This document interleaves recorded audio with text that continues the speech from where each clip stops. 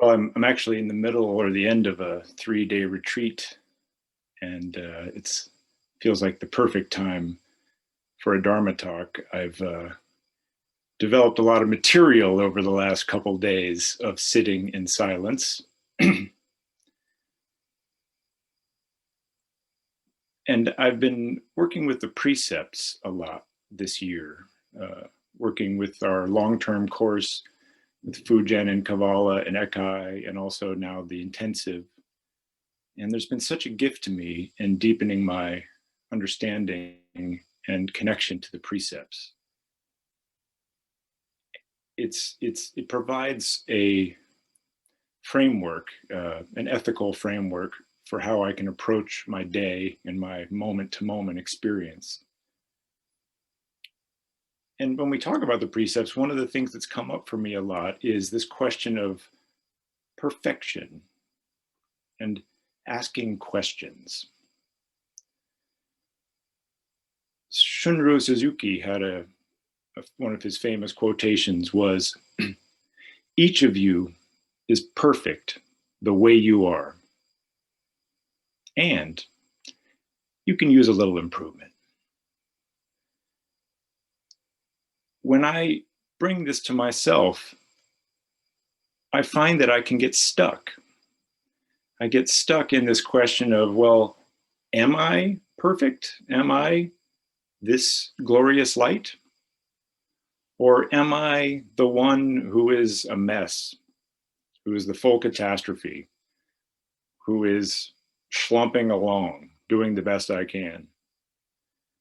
And as I ask this question, I create the problem. When I ask the question, I create separation. I create a this or a that. When we look at the 9th precept, embody compassion, what it says is, I recognize and enlighten my greed, anger, and ignorance. I transform my negative emotions and act with equanimity, sympathetic joy, compassion, and loving kindness. So within this precept, there are sort of 2 different elements. One is, I recognize who I am. What are the parts that make up Yoshin, Dave? Where is my greed, anger, and ignorance? And how can I recognize it and enlighten it, lighten them? And at the same time, then, we're invited to transform, to move from one way of being to another, to change. So on the one hand, there is recognizing what is, and on the other hand, there is the possibility of transformation and evolution. When I get stuck in the questioning mind, it feels like a paradox. It feels like, how can both things be true at once? I am what is, which is perfect and whole, and yet there's a need to transform. What I'm noticing is that the question is the thing that's causing the problem.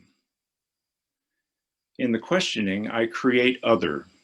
I create separation. I send greed, anger, and ignorance into hiding. I think we can all look around in our society and in the world and see greed, anger, and ignorance. We can find plenty of examples.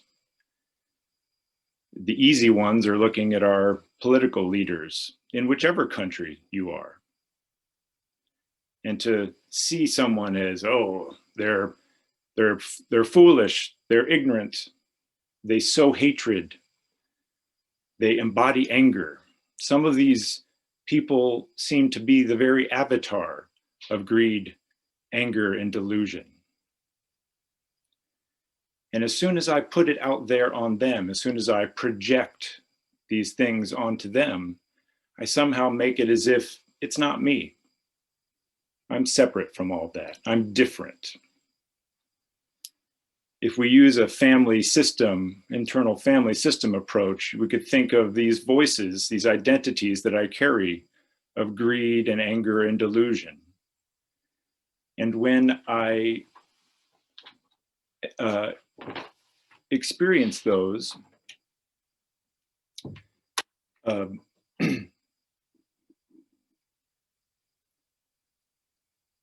I experience my greed, anger, and delusion, or when those identities arise, it's easy for me to push them away, to say, I don't have that.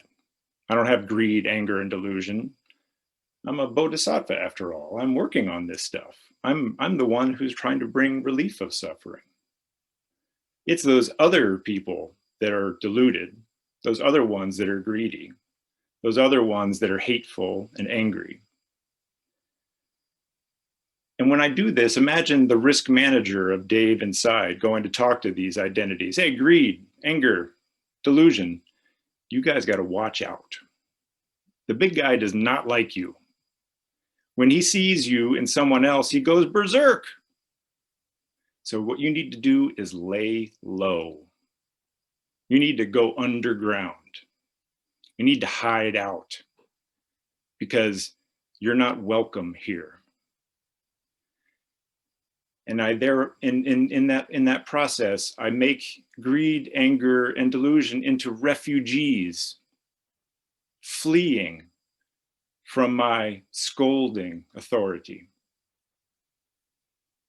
And where do they go? They go to a safe space. They go into the in-between. They go into separation. They go into that demilitarized zone that my ego creates between me and all of the rest of existence.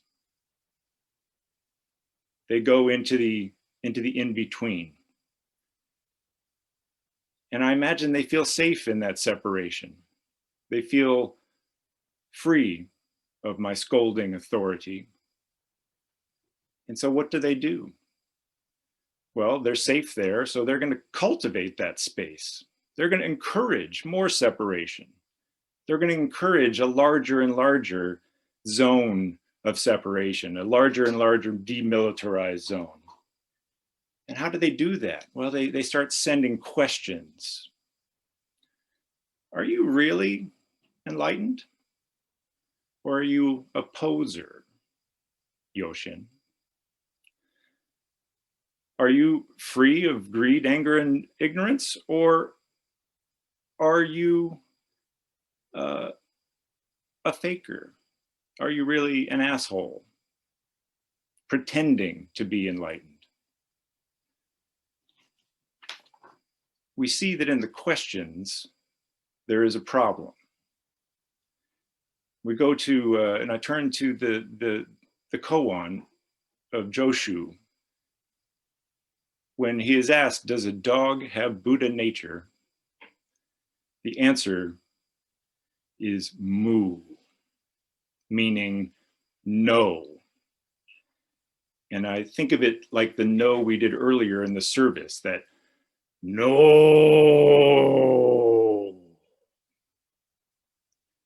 Because what his answer is not yes, a dog has Buddha nature, or no, a dog does not have Buddha nature. His answer is, don't ask that question. It's not helpful. Unask the question. Go back before the question. Go back to the point of origin.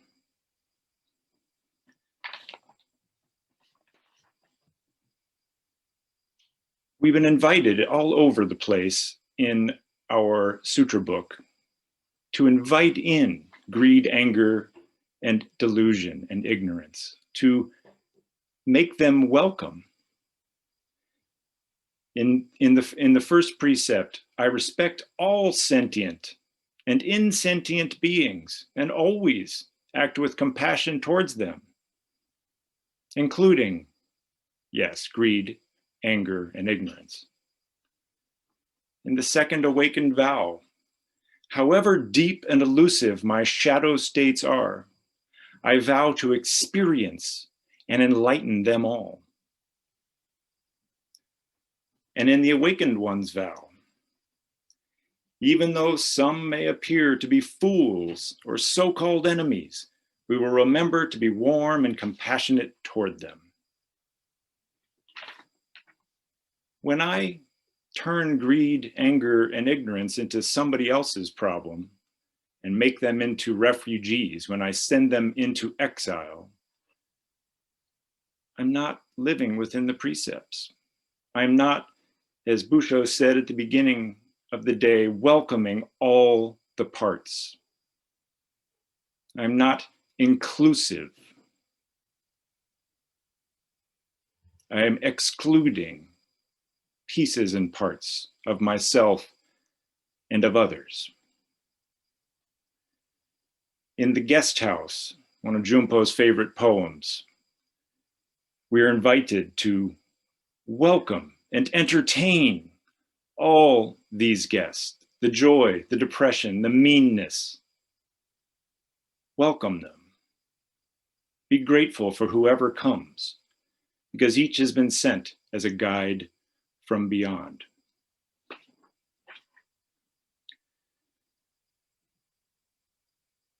I didn't really ever understand what the hell that Joshu koan was about for a long time. It made no sense to me. I was like, well, I mean, I guess a dog has Buddha nature, right? I mean, everything has Buddha nature, but why would anybody ask the question if there was a question about this? I mean, it's like, what's going on here? And I think the first time I really started to have an inkling of it was in Dokusan with Jompo, when he hit me with a stick. I had gone in to see him and I was having a lot of trouble. I was struggling. It's not so different than I have been this very winter, struggling with doubt and insecurity and fear. And I was telling him about what was going on for me. And he looked at me with those eyes as deep as an ocean. And he looked and he said, "You realize, don't you, that you are a bodhisattva?" And I immediately leaned back and felt the resistance come up. And I was like, well, yeah, I've been kind of doubting that lately. And then, like a cobra, his arm snapped out with this keisaku, this little short stick he'd been carrying around all week in sesshin. He smacked me on the arm. And he said, "Stop it." And as you might imagine, I was surprised. The first thought was, ow. And the second thought was the release of breath, the breath that I've been holding unconsciously for months.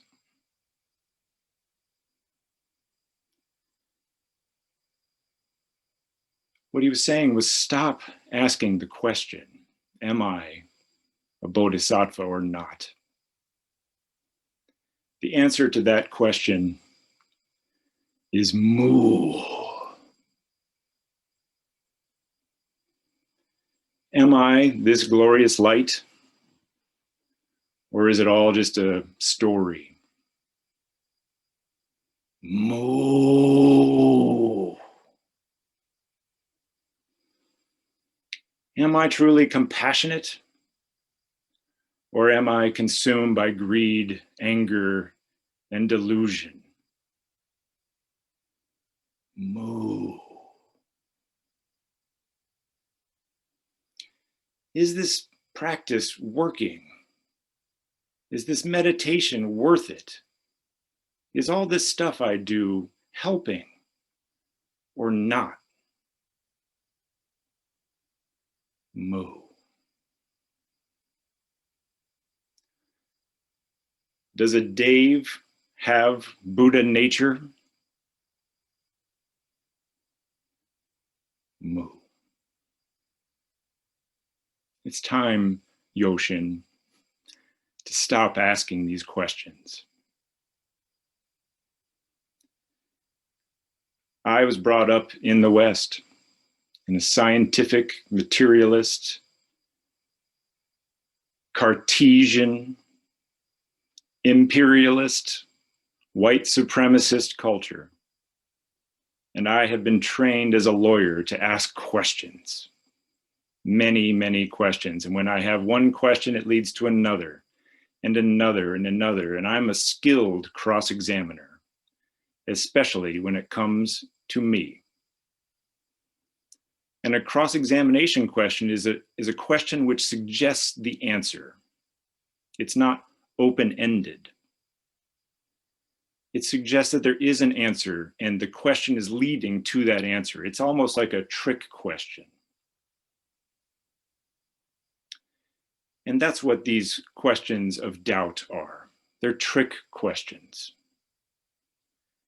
leading me into the binary, leading me into the this or the that, leading me into the either or the or. The question must be unasked.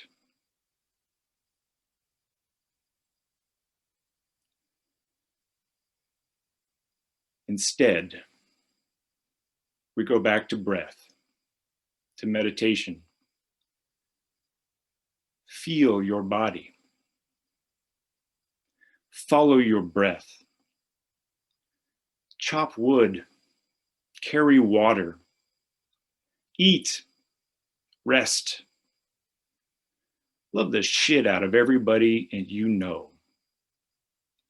Love all the parts of yourself and all the parts of everyone else. Be the one with a full moon in your eye that says to everyone, I love you.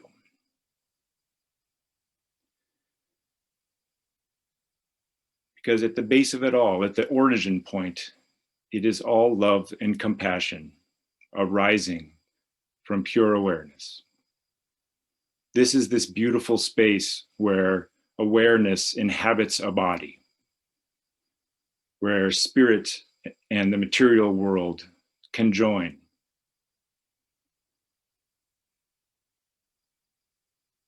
Is there a truth that there is ultimate reality? Or is the truth that it is relative reality? Moo.